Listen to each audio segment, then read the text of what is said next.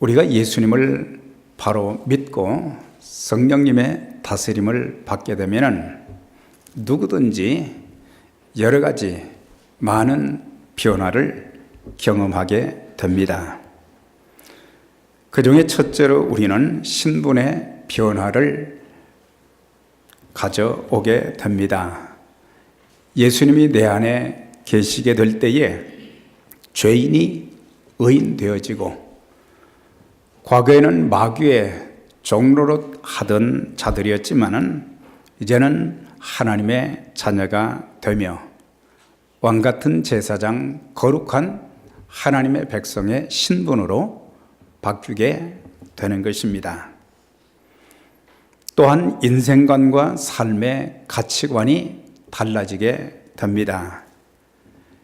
예수님을 믿기 이전에는 인생의 목적이 불분명했고, 이 땅의 것들이 인생의 전부인 것처럼 살았지만은 예수 믿고 난 이후에는 내 평생 주님을 위해서 살겠다는 그런 결단을 하게 되며 빛과 소금의 삶을 살게 되고, 무슨 일을 하든지 하나님 앞에서의 그런 삶이 되어져서 매사에 모든 일에 최선을 다하는 삶을 살아가게 되는 것입니다. 또한 생각과 언어가 참 현저하게 달라지게 됩니다.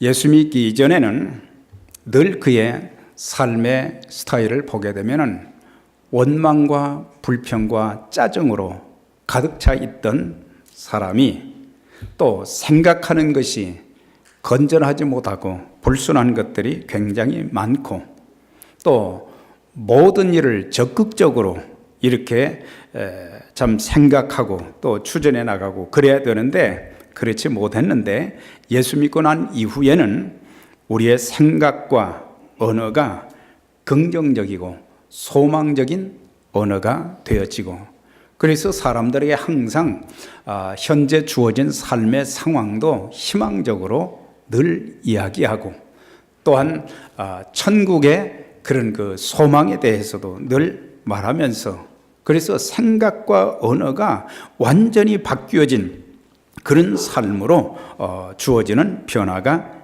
있게 되어지면서 자기중심적인 삶을 버리게 되고 주님 중심적인 삶을 살게 되는 것입니다.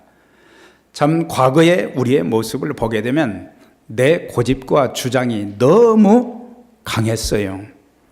그리고 항상 자신만을 나타내는 그런 그 모습들이 많이 있었는데, 예수님이 내 안에 계시고 그리스도의 중심되는 그런 삶을 살게 될 때에 내 고집과 주장은 꺾어버리게 되는 것입니다. 그리고 항상 나의 삶을 통해서 또 내 언어를 통해서 내 모습을 통해서 그리스도만 나타내지는 그런 삶으로의 변화가 점점 계속되게 되는 것입니다. 더 나아가서는 몸의 변화, 예수 그리스도를 이제 믿는 자들에게는 언젠가 주님께서 이 땅에 오실 때에 무덤에 있는 자들이 살아 일어나게 되고 살아있는 우리들이 홀연히 변화된다고 하는 것, 그래서 주님의 부활체와 같은 영광스러운 몸으로 변화되어 천국을 유업으로 받는 영생을 누리게 되는 것입니다. 자, 이런 변화를 가능하게 하는 주체는 성령이십니다. 그렇지만 성령님은 성도들이 말씀과 기도로 좋아있는 신앙생활을 할 때에 변화를 경험하게 하시는 것입니다. 말씀과 기도가 없는 그런 삶은 성령의 역사하심을 기대할 수가 없습니다. 우리가 하나님 말씀을 묵상하고 상고하면, 공부하게 되면 바른 진리로 무장하게 되어지고, 엎드려 기도하게 될 때에 능력 있는 삶을 살 수 있도록 만들어 주시는 것입니다. 사실 우리 나름대로의 많은 계획도 있고 내 노력과 수고도 있지만은 이것이 오래 가지도 못하고 또 열매도 없습니다. 그러나 우리가 하나님 앞에 기도하게 되면은 하나님께서 능력을 성령님을 통해서 주셔서 우리가 두려워하지 않게 만듭니다. 답답한 일을 만나도 우리는 낙심하지 않게 됩니다. 좌절과 절망이 우리를 참 늪에 빠뜨리도록 그렇게 하지만은 그런 가운데서도 하나님이 우리를 거기에서 끌어내 주시는 하나님의 은혜를 경험하게 되는 것입니다. 그래서 우리가 말씀은 읽고 공부는 하는데 기도가 없다고 하면 그 사람은 예수님 당시의 종교 지도자들처럼 형식적인 그리스도인이 될 수밖에 없습니다. 그래서 하나님 앞에 많은 형식적인 제사는 드리지만은 삶의 변화가 없게 되어지고 비판의 눈만 높아지게 될 뿐만 아니라 이런 사람들은 하나님의 뜻을 거스리는 삶을 살게 되어지고 또한 하나님이 내 삶 속에서 구체적으로 어떻게 역사하시는지 그 은총과 축복을 내가 경험하지 못할 뿐만 아니라 주님의 거룩한 일에도 제대로 쓰임을 받지 못하게 됩니다.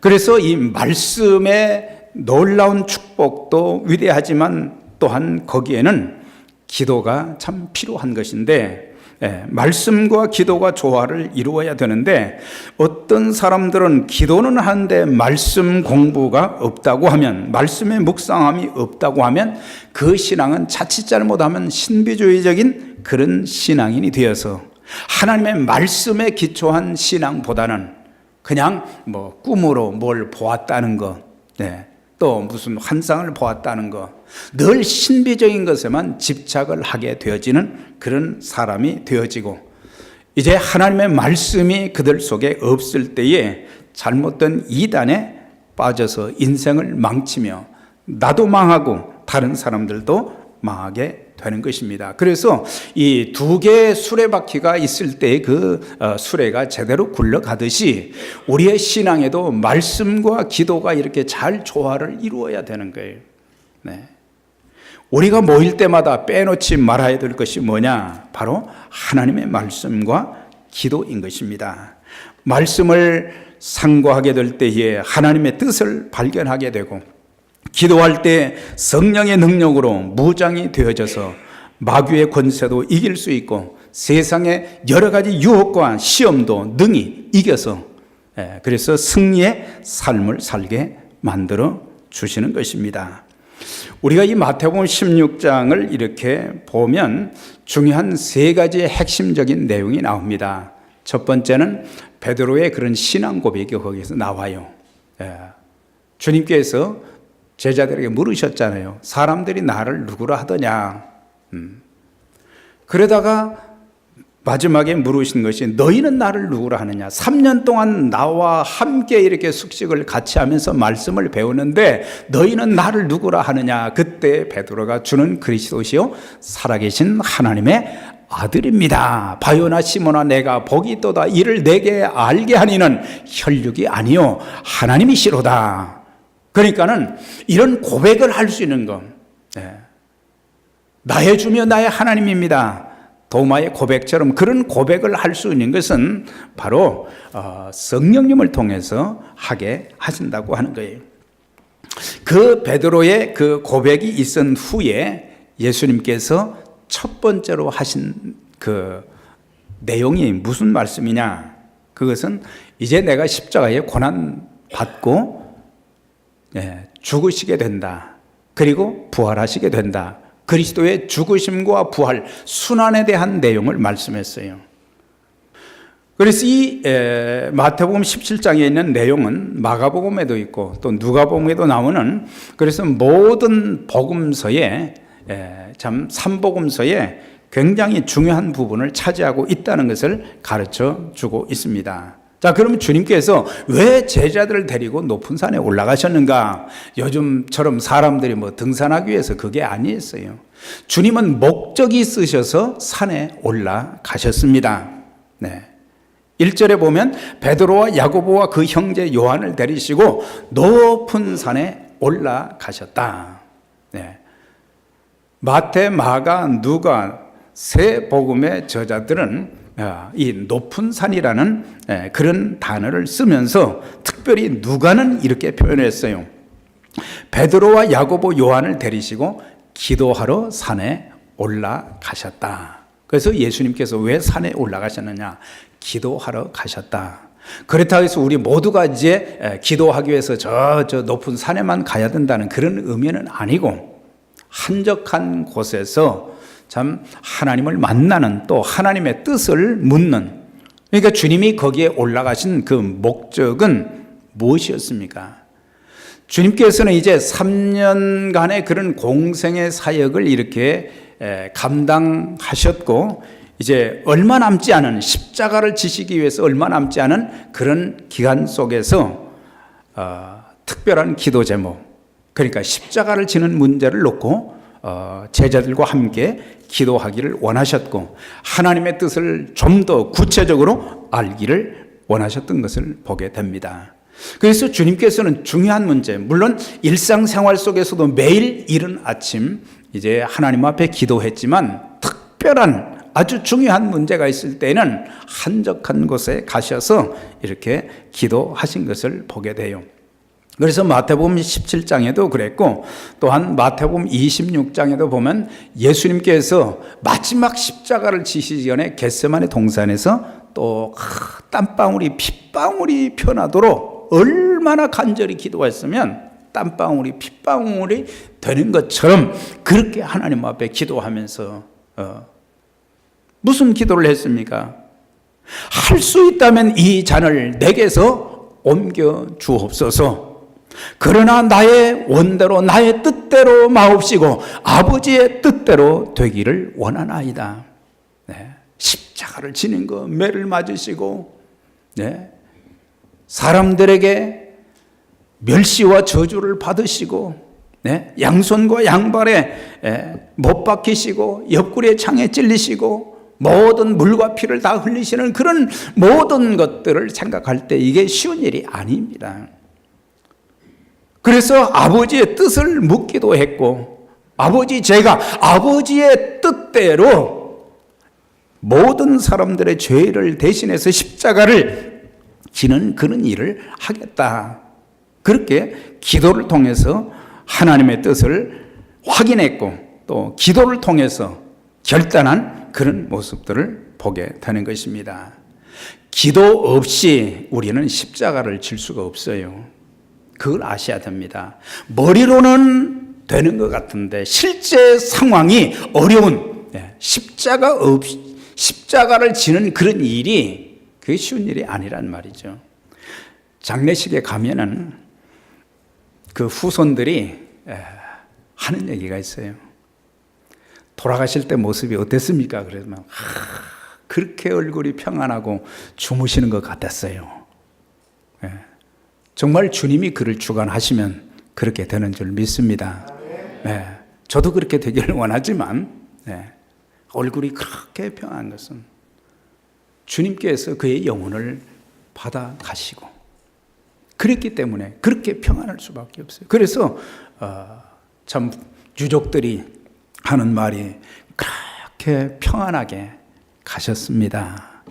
그렇게 말할 때 얼마나 참 위로를 받는지 그런 것들을 보면서 그리스도인들은 적어도 얼굴에 책임을 져야 되는 거예요. 얼굴, 모습을 보면서 주님이 같이 하시는구나. 스데반의 얼굴은 말이죠, 천사의 얼굴 같았다 그랬어요. 공의 중에 사람들이 보니까 그 얼굴이 천사의 얼굴 같았다 그랬어요. 얼굴이 막 빛이 나고 말이죠. 자, 옆에 분들에게 집사님 얼굴을 보니까 천사의 얼굴 같네요. 집사님 얼굴이 천사의 얼굴 같아.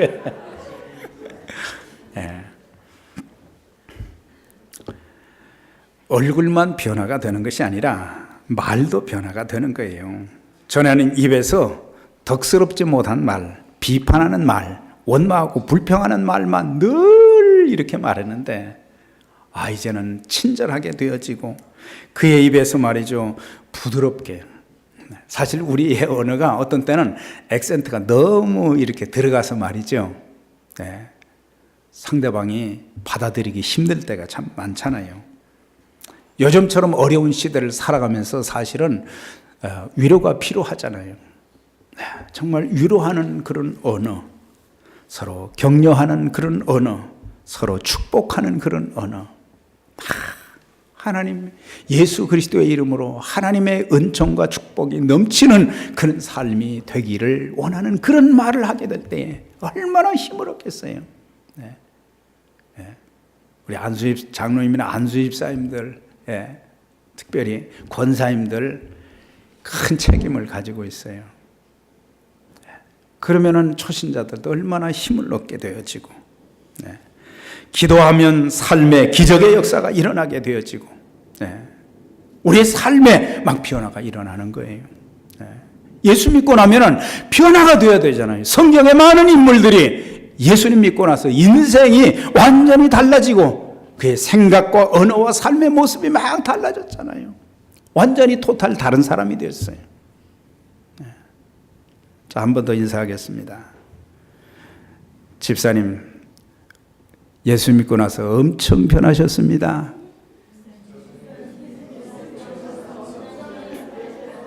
예. 이가 변화가 좀 되어져야 엄청나게 변했다. 예. 교회에 변화되는 사람이 많을 때에 다른 사람들이 더 큰 도전과 은혜를 받는 것입니다. 그러면 주님께서 이제 변화산에 올라가셔서 기도하셨는데 그런 변화가 있어졌고, 그런 다음에 참 더 놀라운 일들이 일어났어요. 3절에 보니까 모세와 엘리야가 예수로 더불어 말씀하시는 것이 저희에게 보였다 그랬어요. 어떻게 표현할 수 없지만은 예수님이 거기서 기도하시고 났는데 다른 두 사람이 거기에 있었는데 모세와 엘리야, 이미 그들은 다 죽었던 자들인데 거기에 나타난 거예요. 말씀하시는 것이 저희에게 보이거늘 그랬어요. 모세는 구약의 율법을 대표하는 자이고 엘리야는 예언자를 대표하는 자입니다. 자, 그러면 구약 성경에 보면은 예배는 제사로 표현됐잖아요. 그러니까 짐승을 잡아서 하나님 앞에 드릴 때 그 백성들이 죄사함을 받게 되었어요. 이건 뭘 가리킵니까? 예수 그리스도의 십자가의 죽으심을 예표하는 것이 구약의 희생제사예요. 선지자들이 그 당시에 하나님의 말씀을 그 시대에 사는 사람들에게 전하기도 했지만은 선지자들은 예언적인 내용을 많이 하나님께 받아서 전했어요. 어떤 내용? 메시아이신 그리스도가 이 땅에 오신다는 것, 그분이 이 땅에 오셔서 고난받으시고 죽으신다는 것, 특별히 이사야서 53장에 그런 말씀이 많이 있는 것을 보게 됩니다. 그러니까 모세와 엘리야가 보였다는 것은 구약 예언의 성취로 예수님이 오셨다는 것을 확인해 주는 그런 내용이 되는 것입니다. 자, 그러면 율법의 대표자인 모세와 예언자의 대표인 엘리야가 나타나서 무슨 대화를 나누었는가? 마태복음에는 아무 내용이 없어요. 그런데 누가복음 9장에 있는 말씀 보니까 문득 두 사람이 예수와 함께 말하니 이는 모세와 엘리야라. 영광 중에 나타나서 장차 예수께서 별세하실 것을 말씀할세. 십자가의 문제를, 예수님이 십자가를 지셔야 된다는 것을 여기서 말씀했다 그랬어요.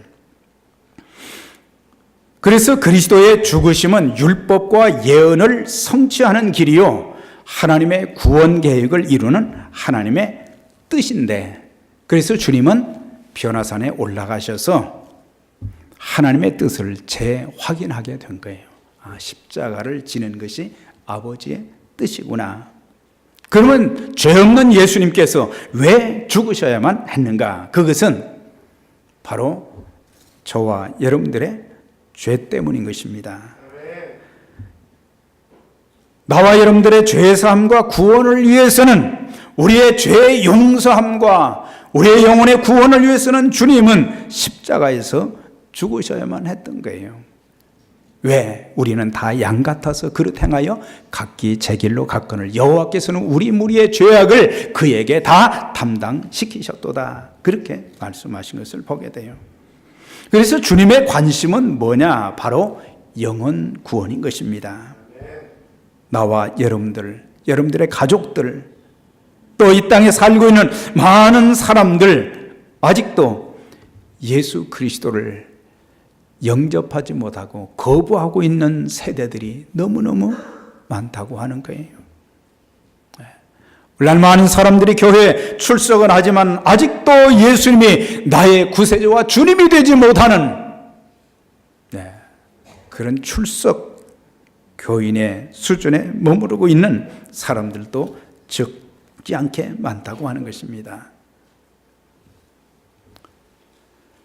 자, 그런데 베드로는 그 광경을 보았어요. 예수님께서 이제 모세와 엘리야가 같이 있는 광경을 보았고, 그런 다음에 그들이 떠나게 될 때 뭐라고 얘기했습니까? 베드로가 예수께 여짜오 가로되 주여 우리가 여기 있는 것이 좋사오니 그랬어요. 그러면서 만일 주님이 원하시면 내가 여기서 초막 셋을 짓겠습니다. 하나는 주님을 위해서, 하나는 모세를 위해서, 하나는 엘리야를 위해서 짓겠습니다. 베드로가 뭘 잘못했는지 아세요? 모세와 엘리야, 예수님을 같은 입장에서 바라보았다는 사실이에요.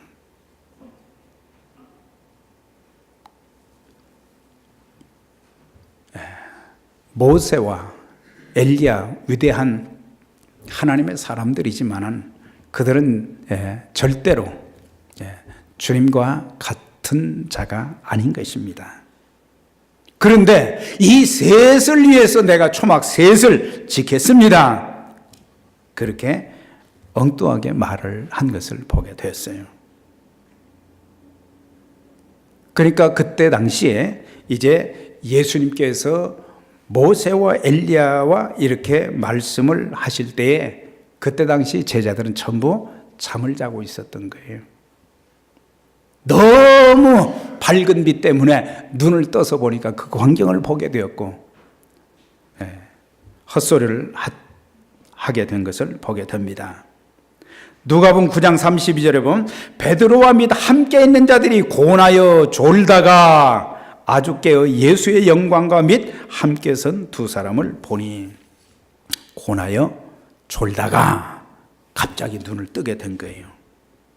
33절에서는 자기의 하는 말을 자기도 알지 못하더라.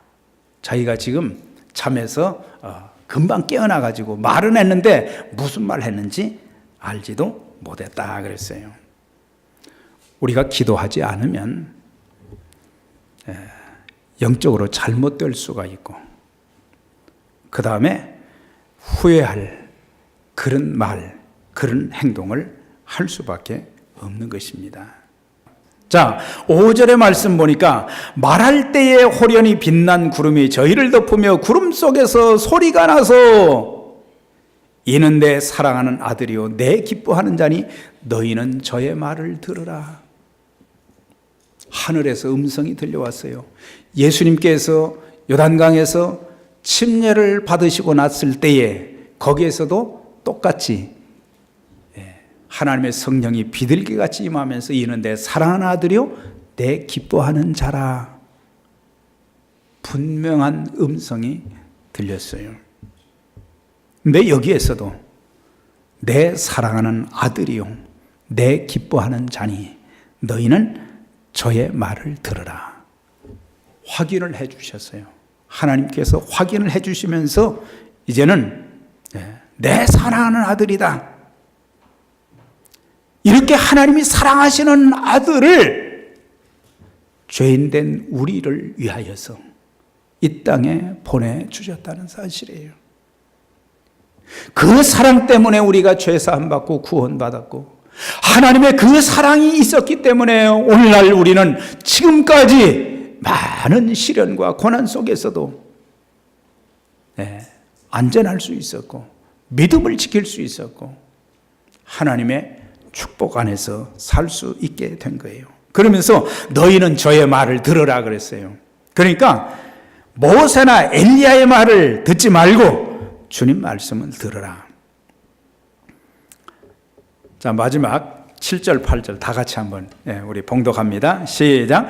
예수께서 나와 저희에게 손을 대시며 가라사대 두려워 말라 하신대 제자들이 눈을 들고 보매 오직 예수 외에는 아무도 보이지 아니하더라 그랬어요. 예수님은 누구십니까? 메시아이십니다. 왕 중의 왕이시고 선지자 중에 선지자시며 제사장 중에 제사장이십니다. 우리가 아무리 신비한 체험을 했어도 예수만 증거되고 예수만 자랑해야 되는 것입니다. 내가 나타나면 안 되는 거예요. 내가 주를 위해서 교회를 위해서 아무리 많은 일을 했어도 나는 감추어지고 주님만 나타나면 주님께만 영광이 되어지는 그런 삶을 살게 되면 주님께서 우리의 삶을 평생 책임지시고 인도해 주시고 더 귀하게 쓰시는 것을 보게 됩니다. 사랑하는 여러분, 하나님은 우리 모두가 변화되기를 원하십니다. 모두가 한 분도 빠짐없이 변화되기를 원하시고 변화된 그 사람들을 통해서 하나님의 일을 맡기시고 이루어 가신다는, 그래서 하나님이 기뻐하시는 거룩한 사역에 평생을 아름답게 쓰임받는 저와 여러분들이 다 되시기를 주의 이름으로 축원합니다.